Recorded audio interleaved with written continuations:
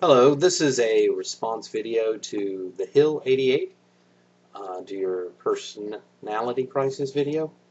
Just had a couple things that I wanted to say. I actually went through and took notes on your video, and I can understand that, what you're talking about where people aren't seeing the real you. A lot of people on YouTube are, of course, just playing characters or doing other things for show and not really sharing, who they really are. But that's not to be unexpected given the type of medium that YouTube is.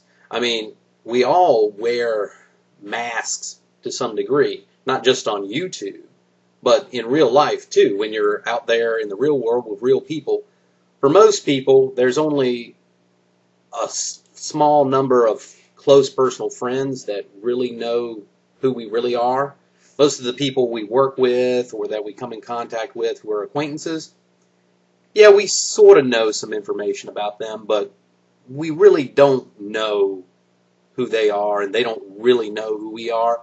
So in some sense, we all wear a mask in real life as well as on YouTube. And so when you come out and you say that, you want to share about, who you really are, I can understand that you're sort of scared about that because, sharing involves risk.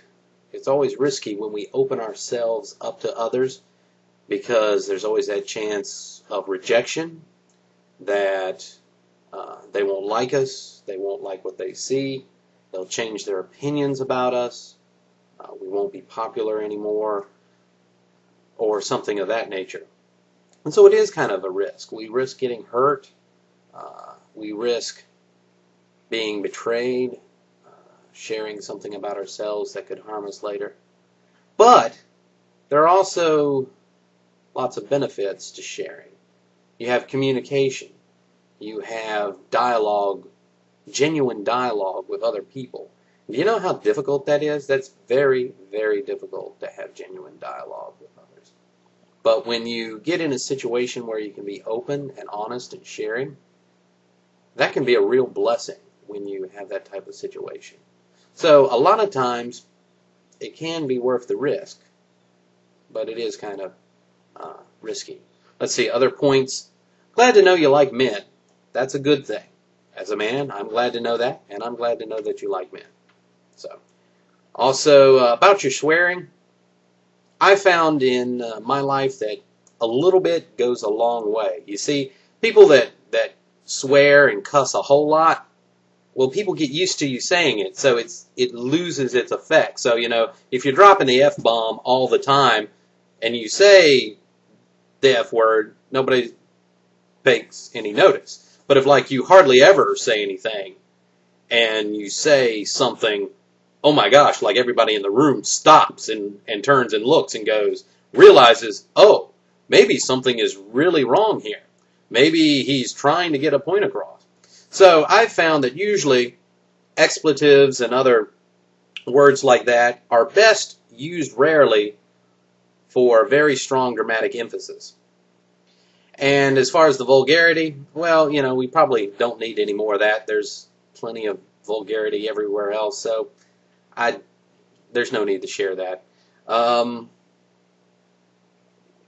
And as far as not being a nice girl, well, everybody has a dark side, The scriptures tell us everyone's sinned and fallen short of the glory of God. We all do bad things, even if we try as much as we can. It's part of the fallen human nature. But, there are ways that you can overcome that through God, Jesus Christ, all that. But also, through working hard to overcome a lot of those, you can cut down on a lot of stuff. Treat others the way you would like them to treat you, and etc. like that. But don't be too hard on yourself about that issue because, we all have issues, we all have problems. That's nature. I hope this video has been somewhat interesting and informative to you and helped give you a little feedback.